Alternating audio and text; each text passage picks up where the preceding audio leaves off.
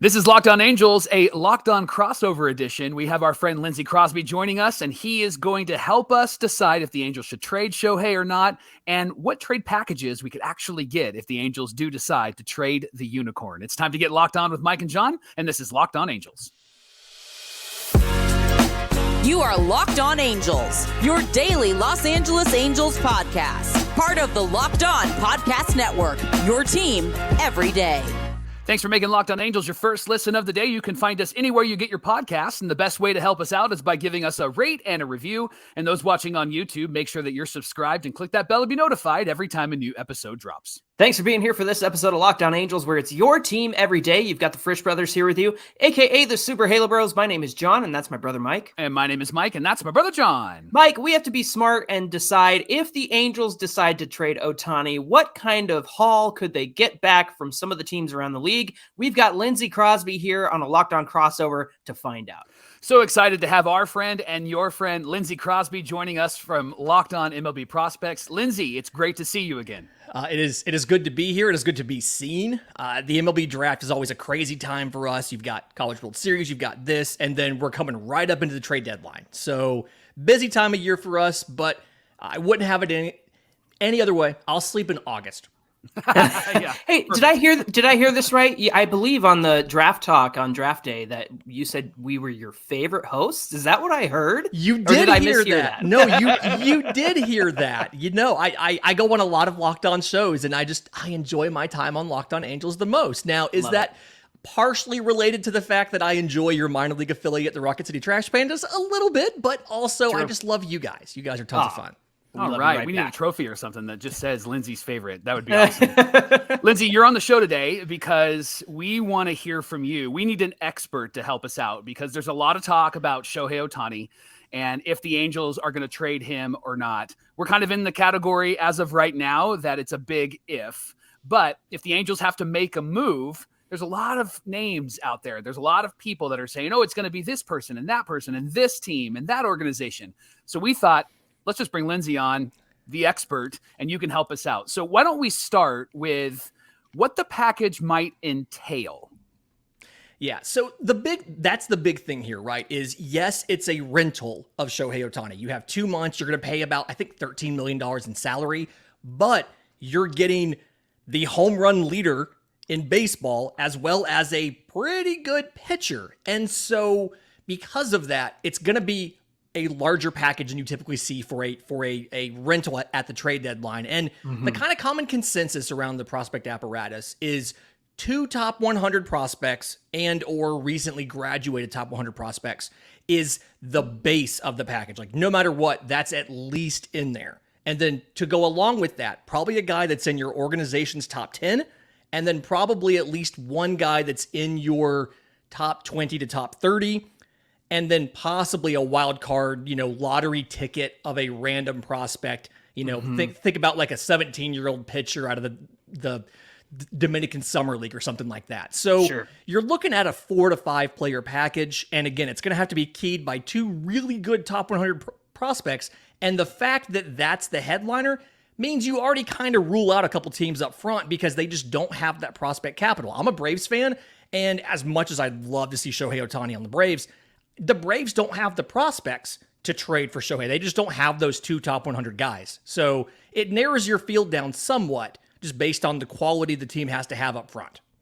So who are the top teams that could probably swing this here in terms of being in contention, guys who could definitely use a Shohei Ohtani to get them to the World Series or at least the playoffs and beyond?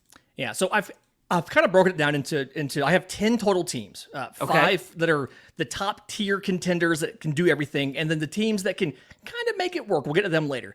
I think number 1, we have to talk about them because they're so prevalent and they're so close, the Los Angeles Dodgers. They have 6 top 100 prospects, and what's really good is they have a nice distribution. They've got 3 pitchers, they've got 3 position players. They also have some recently graduated top 100 prospects that are still in the minors in Miguel Vargas. And so they're a really good fit simply because they've got so many arms in that system. They've got so many options, and they're right there in town. He doesn't have to move for 2 months. Right. He can live at the same place and just drive somewhere new every day. I think the second team is the Baltimore Orioles. They have, and they stand I've been out big to on me. them.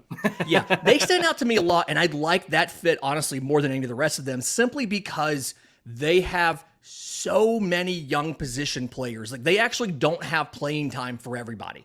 They're kind of backing up in AAA Norfolk. They have so many good position players, whether it's a Jordan Westberg, Kobe Mayo, Heston Kierstad, like a bunch of guys.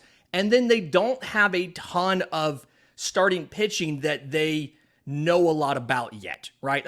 Grayson Rodriguez is not going to be on the table in a deal like this, but Tyler Wells, Kyle Bradish, you're familiar with that guy. Yes. It's just We could use a Kyle Bradish. exactly. Like, that's kind of the situation they're in. They've got a bunch of arms that are still to be determined, but a ton of position players, and I think that could be a good fit. I like the Texas Rangers. I know that's a hard thought about, like, it's a division rival, but they have a ton of position player talent as well because they've locked up that whole infield for 6 years now.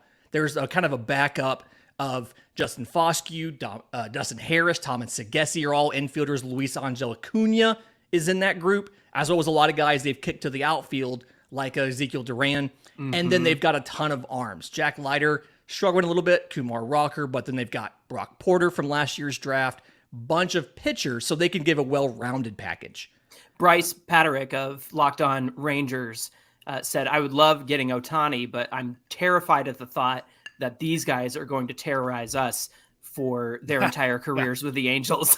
And that's what makes it really hard. And that's why I'm a little less certain on the Rangers being heavily in this mix. They feel like a team that if they feel like they have a good chance at re-signing him, they would be in the deal. But like you said, if they make that deal and don't re-sign him, they get to get beat by their own prospects for a decade. And that's the hard part. Yeah, that's what makes this tough. I also think the Phillies are a team that's quietly really kind of a dark horse in this because they've got a bunch of young, hard-throwing pitchers. Even if you look at the fact that Andrew Painter's out with Tommy John right now. They've got Mick Abel, Griff McGarry, Orion Kerkering's a guy that's come on this year. They have a bunch of talented outfielders, and that's something that this system has outfielders, this Angel system does, but not a ton of guys who are super high ceiling. And then there's a good relationship here. You guys have made a couple deals in the past. And so, like, obviously, you have each other's phone numbers. You have a history of making deals. It kind of makes sense they would be in on this. And then the fifth team for me is the Rays. The Tampa Bay Rays need starting pitching really bad. And they're the team more so than anybody else. They always have excess AAA position player prospects. The big deal every fall is who can Tampa Bay trade away because they don't want to have to make the 40-man roster decision on them. And so, like, if you just look right now in AAA, they have three really talented infielders like Curtis Mead, Kyle Manzardo, guys like that. Farther down in the system, they've got a lot of talented shortstops. They've got some outfielders. And then they have a lot of pitching that they're able to develop really well. The issue with the Rays is they don't have a huge history of making acquisitions at the deadline. They say they can take on the $13 million. They've said they have no restrictions put on them by ownership for what they can do to contend. And we saw them go out and get Nelson Cruz in 2021. That wasn't a deal we thought they would make either. And so Phillies and Rays are kind of my dark horses in this, but the Dodgers and Orioles feel like that's probably the best bet because they have both the prospect capital and they're contending, and they can afford to lose those guys and still be competitive in the future. And that's not something a lot of teams can say. Now, Lindsay, do you make any thought, give any credence to the report that the Angels are just not going to trade with the Dodgers, or do you think that that's just the rumor mill being the rumor mill? I think right now nobody really knows what's true.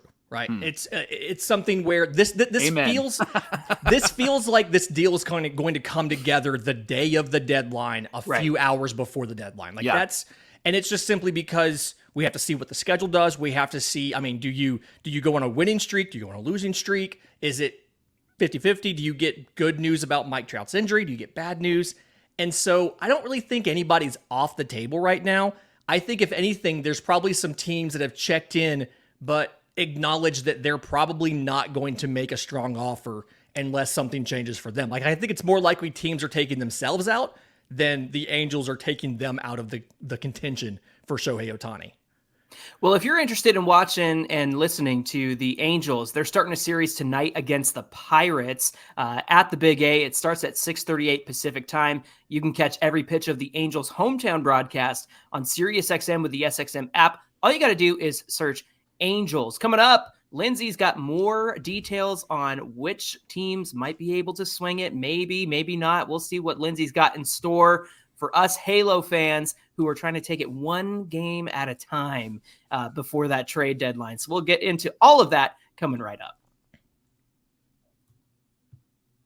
Today's show is brought to you by eBay Motors. For a championship team, it's all about making sure every player is a perfect fit. And it's the same when it comes to your vehicle. Every part needs to fit just right. So the next time you need parts and accessories, head to eBay Motors. With the eBay Guarantee Fit, you can be sure that every part you need fits just right the first time around. All you got to do is add your ride to the My Garage and look for the green check mark to know that your part will fit or your money back. And for somebody like me who is terrible when it comes to automobiles, I am so thankful for the My Garage on eBay Motors. And with 122 million parts to choose from, you'll be back in the game in no time. So get the right parts, the right fit, at the right prices on ebaymotors.com. Eligible items only. Exclusions apply. eBay Guarantee Fit is only available to U.S. customers. Thanks for making Locked On Angels and Locked On MLB Prospects your first listen of the day. No matter where you're coming from, we're glad that you're here, and we're glad that all three of us are here together. It's a lot of fun to always get together and talk Angels, Ohtani, prospects, all that stuff. Listen, the Angels are playing the Pirates tonight, 6:38 Pacific time. You can catch every pitch of the Angels' hometown broadcast on SiriusXM with the SXM app. So if you're tuning in to Locked On MLB Prospects and you're thinking, how are those Angels doing? Well, you might be surprised to see that they've won 4 of their last 6, and 3 of those came against the Yankees, who they sweeped. And Lindsay, that's kind of the conundrum that Mike and I are in with this Ohtani talk is what's, like you said, it's going to take us right up into the deadline to make a decision on this, because I think it all depends on whether the Angels think that they can get back into the wild card race. And some of that hinges on their own destiny. I mean, they beat the Yankees and they have the Blue Jays coming up before the deadline. But then some of that's out of their hands as well, because the Astros are ahead of them. Obviously, the Rangers are in first place in the West. And then you have teams like the Rays and the Orioles kind of bouncing back and forth between first place in the East and first place in the wild card. So we're trying to take it a day at a time here. Yeah, the central divisions in both leagues are really making the trade deadline tough, because it's a lot of, I'm going to be nice and say mediocrity, right? You look at the AL Central. At this time of recording, Minnesota is 50-48, and they're 2 games up in the Central. Like, they're leading the Central. Milwaukee, doing better, 54-43, but they're 2.5 games up on Cincinnati. And so it feels like a lot of the trades are going to come out of which of these teams in the Central realize we don't have a shot of making the postseason. We need to go ahead and sell. The White Sox have a couple pieces. The Detroit has a couple pieces. Cleveland is a team that could sell a ton of pitching. And St. Louis needs to probably tear it down and go get a whole bunch of whole new pitchers. And so there's a lot of options, but we're just not going to know on really anybody until we get right up to the deadline. And so that's what's tough. It all depends on how you do in the next 10 days, how everybody else does in the next 10 days, and what happens in the Central. Can anybody run away with either Central division so that more teams come clear? Obviously, if you're trading Shohei, you want the Central pictures to be muddied so that all of these teams still stay in it, right? Like, you want Milwaukee to beat Atlanta over the weekend so that they're winning the Central, but Cincinnati's right behind them, and there's a wild card possibility there. That's what's so hard about this. But either way, Shohei Ohtani is going to get the biggest package of any player available at the deadline, and he'll probably rival Fred McGriff in 1990, I think it was 3, as far as like the best possible return for a trade deadline rental in baseball history. Yeah. I think the greatest trade that could happen is if we can move from the West to the AL Central. I'm wondering if we can work that out. I don't know about that. Talk to somebody, John. Maybe we can figure it out. Listen, Lindsay, you gave us some great teams that have a lot of prospects. Probably going to be, if they make a trade, the Angels make a trade, probably going to be one of those teams. But there are also some teams that are interested, but they would have to stretch a bit. Can you share some of those teams with us? Yeah, so the Cincinnati Reds are a team that I think about. They're in second place there in the Central. They were really hot for a while. They've been on a cold streak recently, but they've called up a lot of their young prospects. Elodie La Cruz is not going anywhere, one of the highest ceiling players in all of baseball. But they've called up Christian Encarnacion Strand. They have Spencer Steer at the big league level. In the minors, they've still got Noelvi Marte. They haven't called up yet because they don't have a place for him. They're trying him in the outfield, different things like that. And then a bunch of arms. Andrew Abbott's up in the bigs. I think he went 8 innings today with like one or two hits, no runs. Wow. But they have a lot of arms as well. Connor Phillips, things like that. They could make it work. They can give a promising package, but they're going to probably have to give at least one of the guys on the major league roster.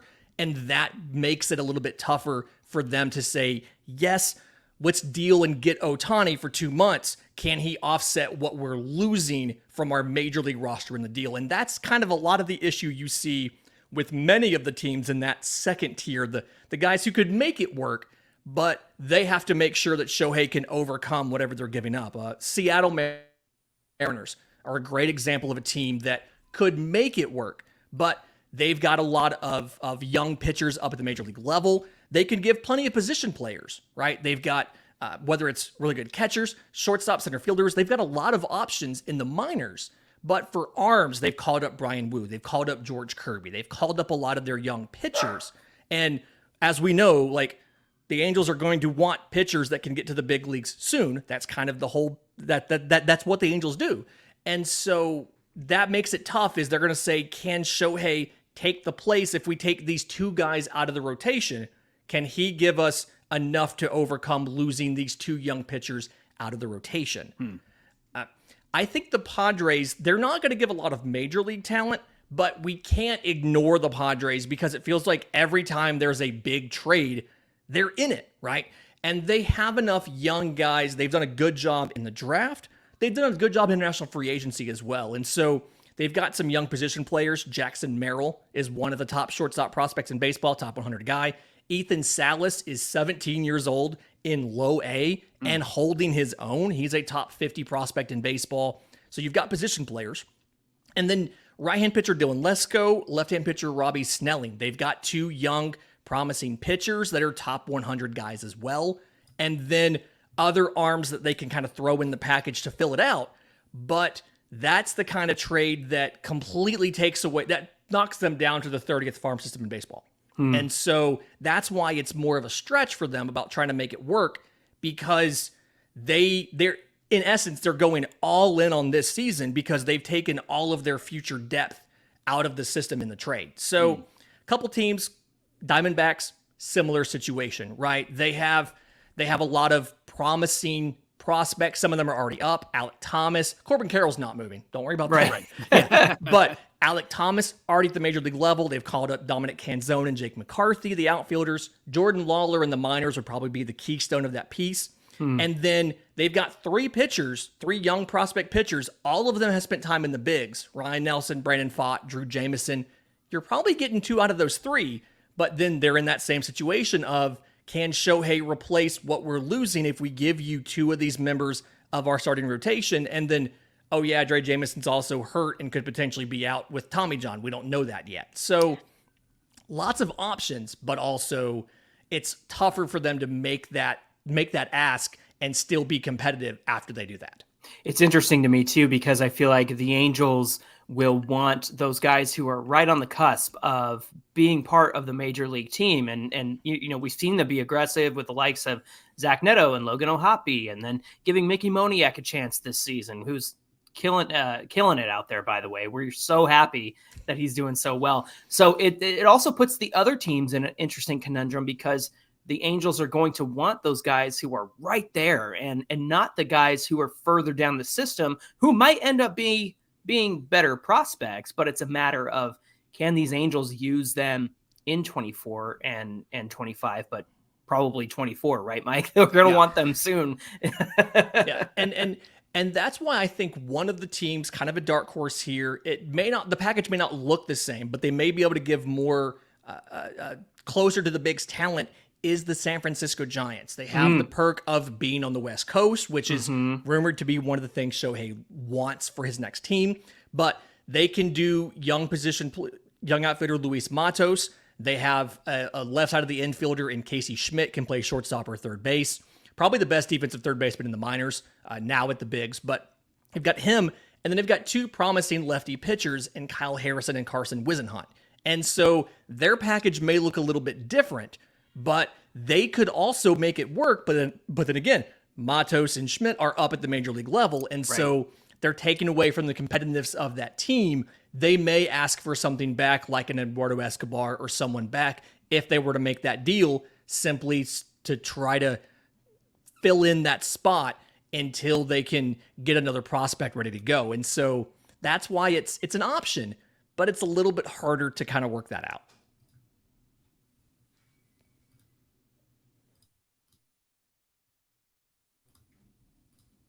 We're here with Lindsay Crosby, and if you don't know us, we're the Super Halo Bros from the Locked On Angels podcast, and so we're doing a little bit of a crossover. Lindsay, let's make a deal. Who are the teams that might be able to actually get this done and make the Angels interested in trading Ohtani?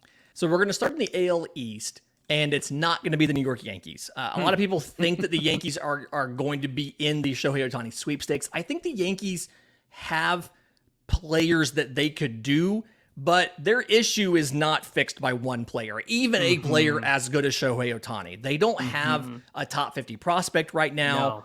No. It would be very much a quantity over quality kind of situation.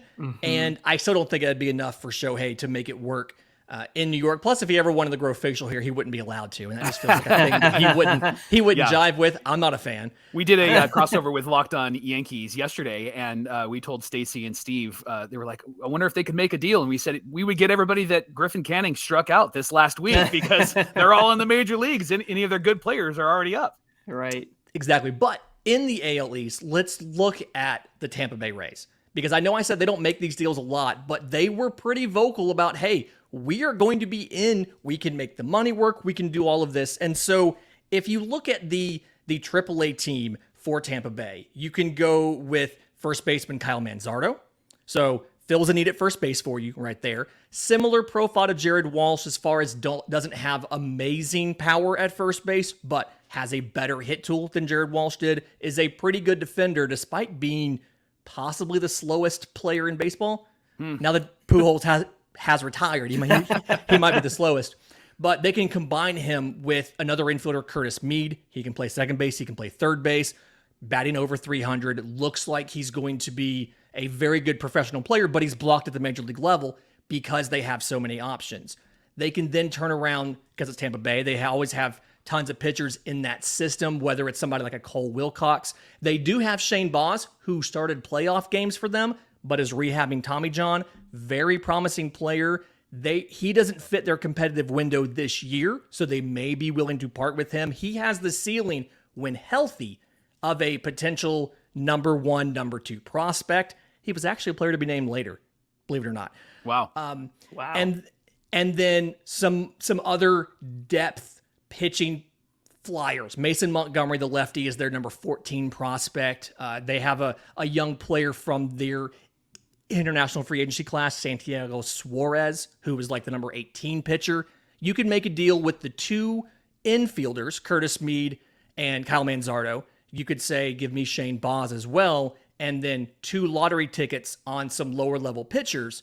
That would give you two high level position players who could plumb up right now and play for the Angels, as well as a pitcher that is finishing up his rehab probably over the offseason and would be close to ready to go next year, and some lottery tickets for the future if the Rays wanted to make that deal. The Rays have a reputation of fleecing their trade partners. Is that something we should be concerned about here? The common consensus, that's why I said you have to ask for Shane Baz, is because if they call you and they ask for a pitcher, the first thing you should do should be to and then call at the smartest people you know and say, why do they want this pitcher of ours? What are we not doing with him? So it might be a situation where you need to suggest the pitcher out of their system versus them offering someone to you. But we have enough of a major league sample of Shane Baz, watching him start games at the major league level in the postseason, where provided he comes back from Tommy John okay, which is not a guarantee, but it's a lot better than it was. You have to feel good about the ceilings of those three guys. But definitely in that case, you suggest the pitchers, not them. Do you see a trade package that would include Shohei and then maybe another player on the Angels, like maybe a Hunter Renfroe gets thrown in or somebody along those lines? Do you think that incentivizes the package, or do you think because they're taking on that contract that it actually might mean that the Angels don't get a haul right back? If it's a team with money like the Dodgers, I think that's a good scenario where you've seen the Dodgers kind of rotate that third outfield spot, especially while Mookie's been used in the infield, right? So if you do a package, let's say with the Dodgers, you go and the big ask from them would be multiple pitchers, right? You're looking at, they've got, I want to say they have 6 pitchers in their top 10. Bobby Miller, Emmett Sheehan, Gavin Stone, Ryan Pepio, who's hurt right now, but he's coming back soon. Landon Knack, Nick Nastrini, lots of pitchers. That AA Tulsa rotation was very, very good earlier this year. They have 2 really well-regarded catchers, Dalton Rushing and Diego Cartaya. I know your top 2 prospects are catchers, but the value of these guys is really good, and it's hard to make this deal and not get one of those. And I feel like you can give them a Renfroe back and shed that contract. They can take that. It's not going to push them over the next competitive balance tax window, but it is going to give them somebody to kind of give them stability out there. I could also see a scenario where they got a shortstop from you. They are in the market for a shortstop. Since Gavin Lux's injury, so I could see them asking for a shortstop that's not Zach Neto back out of the system. And then you can ask for a high ceiling outfielder like an Andy Pahe, incredible power, some swing and miss concerns, or a guy who's been at the major league level like a Johnny DeLuca. Well, I think have we covered the Baltimore Orioles? I'm just trying to save time. I want to get into them. They are the last one, and that's the one that I like the most because the off limits. Jackson Holiday, probably off limits. Grayson Rodriguez, probably off limits. But after that, I think just about everybody else is available. And so you look at that AAA team. Kobe Mayo is a third baseman who who can play first base as well. Heston Kierstad's an outfielder, corner outfielder, who may play first base as well. One of them probably in the deal. Colton Cowser's at the major league level, but they have a surplus of outfielders at the major league level, including some corner veterans with power like Andrew Santander. And so you get one of those guys. They've got multiple middle infielders, Jordan Westbrook, Joey Ortiz. You pick one of those. The issue you're going to have is, unless you insist on a guy like a Cade Povich or a Kyle Stowers, I feel like your pitching return might be a little bit weak from the Orioles. It's going to be very position player heavy if you make that deal. What do you think about that, Mike? Man, I really like Shohei. I know. This is a hard conversation to have, but I think if the Angels do need to make a deal, I think the most comfortable, as a fan, the most comfortable that I would be to trade Shohei to like Baltimore instead of the Dodgers, just simply because we would not hear the end of it. And Johnny, being in Pasadena, would not hear the end of it. Right. And you're in LA, you're in like Dodger country, and I'm more in Angel country where I live. And so I think that Baltimore package could be great because it seems like they have a lot of really good guys that are ready to break through. And again, John, to your point, that's what the Angels need. They need a lot of guys that can break through. It's why they drafted the way that they drafted. They need a lot of guys that can immediately come up and break through. And so if they're going to make a deal, it sounds like Baltimore would be maybe the best, maybe even Tampa Bay, because Tampa Bay always has just like, they have secret guys that they don't let anybody else know about that end up becoming just really fantastic.